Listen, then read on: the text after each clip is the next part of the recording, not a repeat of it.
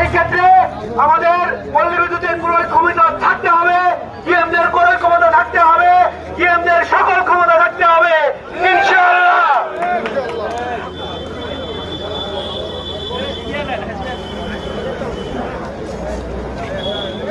ভাইরা, আমাদের যে দাবি, এই দাবি আপনার মিটার রিডার, আমি লাইনম্যান আর চুক্তিভিত্তিক একক না, এই দাবি সকলের। পল্লী বিদ্যুৎ সমিতি, এখানে পল্লী বিদ্যুৎ সমিতি এবং আরবি দুটি পক্ষ এখন